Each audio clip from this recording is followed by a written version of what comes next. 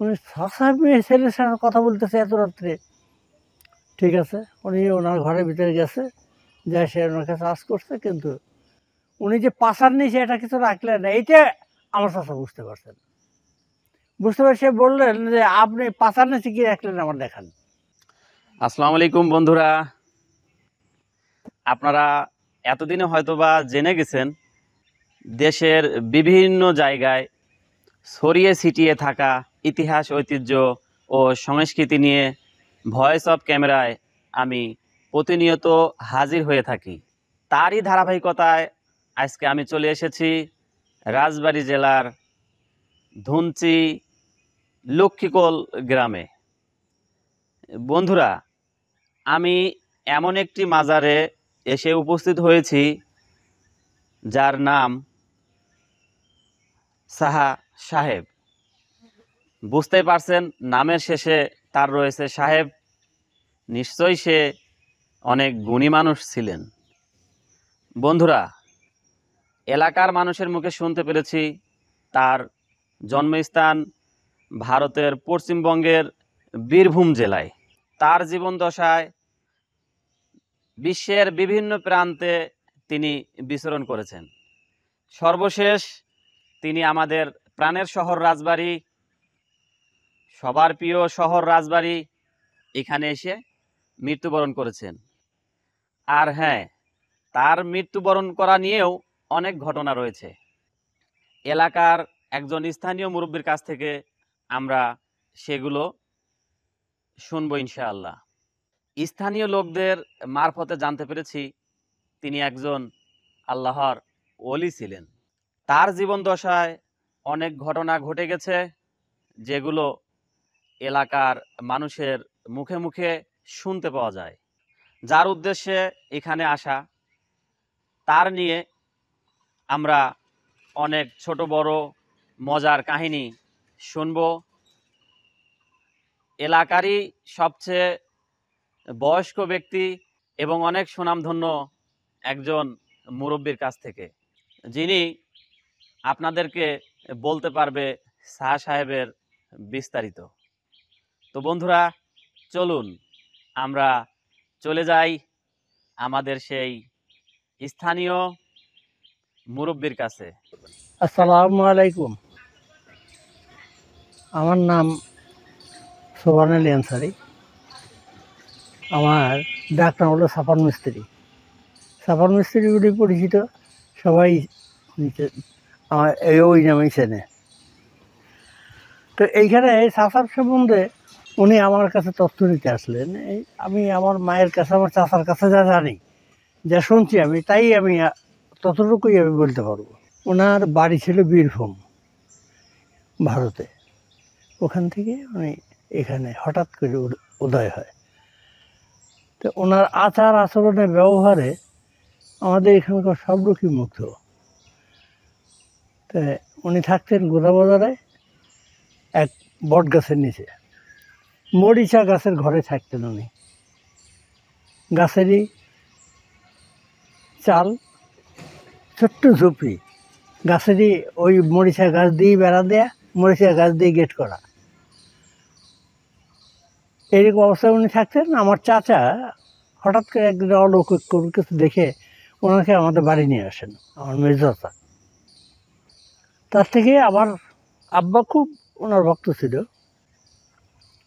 তো হঠাৎ করে উনি ইন্তেকাল করলেন। যেদিন উনি ইন্তেকাল করলেন সেদিন চাটাই, কাপড়, সাবান লোবার এগুলো নিয়ে আসতেন উনি বাজার থেকে। তো রাস্তার লোকে জিজ্ঞেস করছে, চাচা এদিকে কী হবে, কলে লাগবো? তো সবার সাথে এইরকম জবাবই দিছে। তো দেওয়ার পরে উনি সাইদুর রহমান মোল্লা, ইয়াসিন মোল্লার ছেলে, উনি সেই বাড়ির একটা পুকুর আছে রাস্তার পাশে, সেই পুকুরে আঁটু পানির ভিতরে পড়ে উনি মারা গেলেন।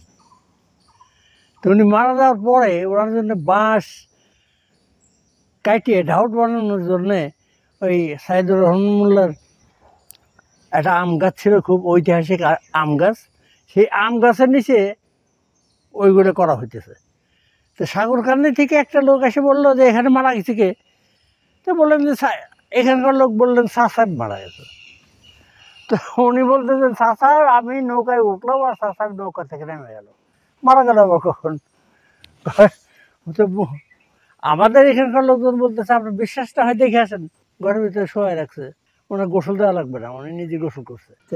আমাদের পুকুরের পাড়ে ওনাকে মাজার দেওয়া হয়েছে, কবরস্থ করা হয়েছে। এই হলো মোটামুটি একটা ধারণা। এখন যে কথাটা আমি শোনাবো আমার মুরব্বীদের কাছ থেকে আমি যা তথ্য সংগ্রহ করছি, সেটা হলো উনি গরত্ন ঘাটে গেছেন। গরত্ন ঘাটে যায় সেটা আমাদের চরে বাড়ি ছিল, শ্রীরামপুর চরে বাড়ি ছিল মন্দির ড্রাইভার নাম করে লোকটা প্রথম হার্ডিং ব্রিজে গাড়ি চালায়। 100 খান মাল গাড়ি বোঝাই করে নিয়ে উনি প্রথম হার্ডিং ব্রিজের উপর দিয়ে গেছে। সেই ড্রাইভারকে বলতেছে, ড্রাইভার সাহেব আপনার গাড়িতে কি যাওয়া যাইব? তো ড্রাইভার সাহেব বলছেন যে না আমার গাড়িতে জায়গা নাই। তো ড্রাইভার সাহেব গাড়ি সাইডে এসে রাজবাড়ি এসে কেবিনের পাশে যখন গাড়ি আসছে তখন ইঞ্জিন থেকে উনি দেখতেছেন যে শাহ সাহেব স্টেশন দিয়ে হাঁটতেছেন। তখন উনি স্টেশনে এসে গাড়ি থামায় বহুত খোঁজাখুঁজি করছেন, কিন্তু শাহ সাহেবকে আর পাওয়া যায়নি। কোন জায়গাতে কোন জায়গায় উধাও হয়ে গেল। আমাদের বাড়িতেই থাকতো, আমাদের বাড়ি খাওয়া দাওয়া করতো। আমার মেজো চাচা একদিন কবি গান শুনতে ওই হিন্দু বাড়ি এলাকায় যাচ্ছেন, লোকজন ছিল সাথে। তো কি মনে করে উনি সব লোকজনকে পাঠাই দিলেন আগে, যে তোমরা আগে চলে যাও আমি আসতেছি। উনি শাহ সাহেবের ওইখানে দেখে যে শাহ সাহেবের ঘরে খুব বাতি জ্বলতেছে, ডেলাইটের আলোর মতো, আর শাহ সাহেব একটা মেয়ে লোকের সাথে কথা বলতেছে। তখন তো ওনার চণ্ডী গরম হয়ে গেছে, উনি শাহ সাহেব মেয়ে ছেলের সাথে কথা বলতেছে এত রাত্রে।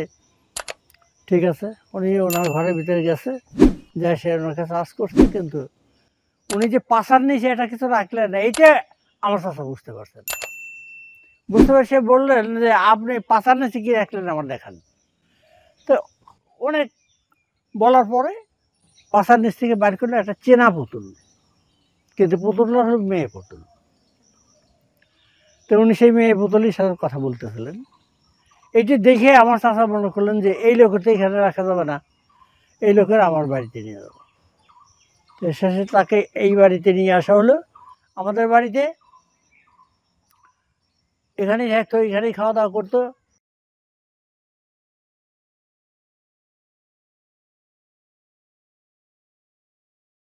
আমরা আর একটু জানতে চাইবো ওনার পরিবার আত্মীয় স্বজন এগুলো ছিল কিনা। না, এগুলোর সম্বন্ধে কিচ্ছু জানা যায় নাই, কিন্তু ওনার বাড়ি ছিল ভারতে, হুগলি, বীরভূম জেলায়।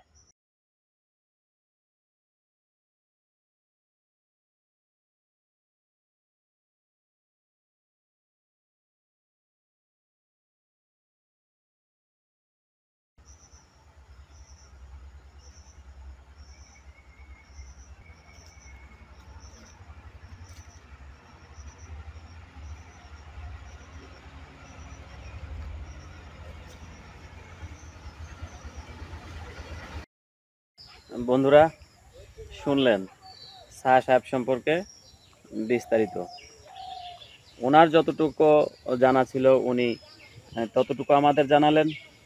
তবে উনি আমাকে দাওয়াত দিয়েছে, দর্শক শ্রোতা যারা আছেন, প্রতি বছর চৈত্র মাসের শেষ শুক্রবারে আপনারা আমন্ত্রিত, এবং আমাদের রাজবাড়ী শহরে এসে ঘুরে যাবেন, সেই সাথে শাহ সাহেবের মাজার শরীফটাও দেখে যাবেন। আশা করি ভালো লাগবে। ধন্যবাদ সবাইকে। আসসালামু আলাইকুম।